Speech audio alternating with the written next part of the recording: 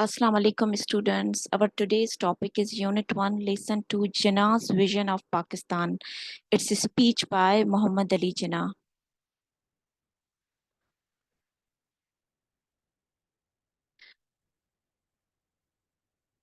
Introduction. Mr. Jinnah's presidential address to the Constituent Assembly of Pakistan. Constituent Assembly is the group of members which make the constitution of any country.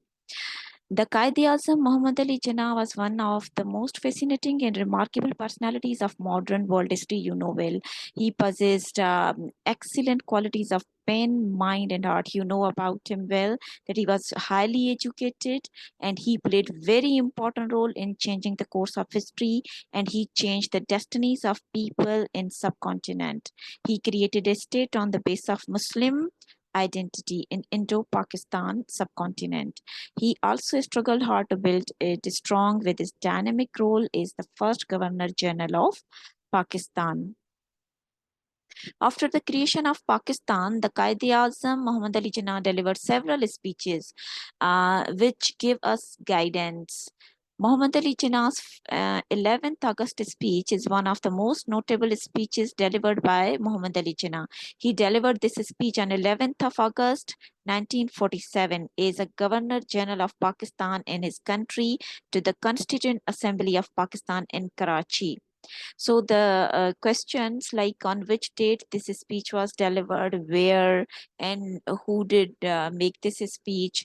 So these might be the MCQs questions. Salient features of speech. Functions of Constituent Assembly. In his speech, the Qaid-e-Azam addressed the first Constituent Assembly of Pakistan. He manifested two main functions the Constituent Assembly had to perform. First function. In the beginning of his speech, he said that the first function of the assembly was to frame the future constitution of Pakistan. The Qaid-e-Azam told the members of Constituent Assembly that they needed to work hard and show great sense of responsibility for the effective performance of this task.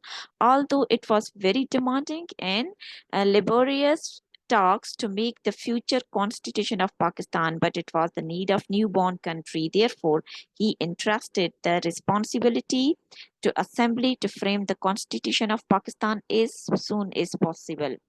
Second function, about the second function, the Qaid-e-Azam said that now the Constituent Assembly is supreme in rank and authority. The second function of the Constituent Assembly was to play its role as completely sovereign and independent body, as the federal legislature of Pakistan. So these are the two functions that at the very beginning of his speech, he explained them.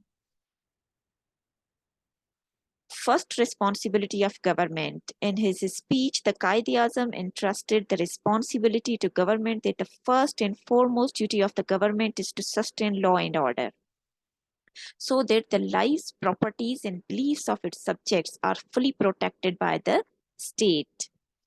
Second responsibility of government, the Qaid-e-Azam said about the second responsibility of the government that our country is suffering from the curse of bribery and corruption, and we must put down by harsh and rigorous control. He said jobbery and nepotism is another curse. We will have to decline it. He hoped that this assembly would take enough measures to eliminate these social evils. So jobbery, nepotism, bribery, corruption, these are the social evils, and he wanted them to be eradicated from the society as soon as possible. Jobbery means the use of public office for personal gain or personal interest. Nepotism is another form of favoritism. Like you see, when somebody is appointed at a high post, then he starts, you see, giving favor to his relatives, friends, and closed ones. So this is very strictly, you see, disliked by the Qaid-e-Azam. Division was the only solution. Jinnah's views about the division of India were very clear and straightforward. Quaid-e-Azam said in his speech that there are many people who do not agree with the division of India, but now it should be accepted because the division is particularly established. The term, the division of India is mighty revolution, which is unprecedented. He further said that the future history would justify it. Why did he say this? Why? Because at that time, so many people, they disagreed. Did not favor the division of India. But Quaid-e-Azam, his views are very clear, and he said that this is justified. Freedom from everyone. In his speech, the Quaid-e-Azam said that all Pakistanis are equal without any distinction of color, caste, creed, and religion. In his speech, he envisioned a kind of freedom in which all the people are equal citizens of this state. They are free to profess their religions and go to their respective places of worship. He said that everyone is equal as citizen of Pakistan. So in his speech, he further said that you are free to go to your temple, your church, your mosque, your every place of worship. So he gave full freedom to everyone. Need of unity. In his speech, the Quaid-e-Azam highlighted the importance of unity in newborn country.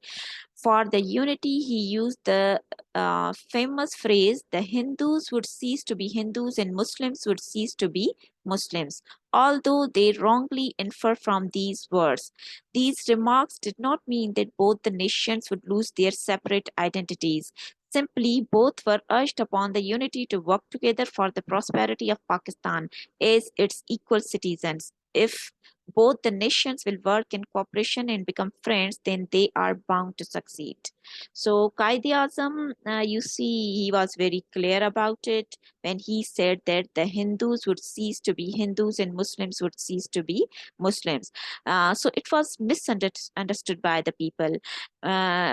But it means that you see, when there is the matter of unity for the country, then no one is Hindu and no one is Muslim. All the people are equal and they are united. Conclusion. At the end of his historical speech, the Quaid-e-Azam told his people about his principles that my principles are justice and fair play.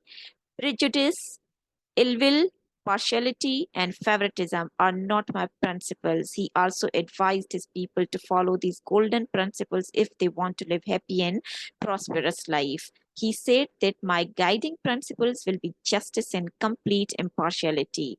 He concluded his speech by saying that one day Pakistan will become the greatest nation of the world. If we work with cooperation and become friends, then we are bound to succeed. Thank you.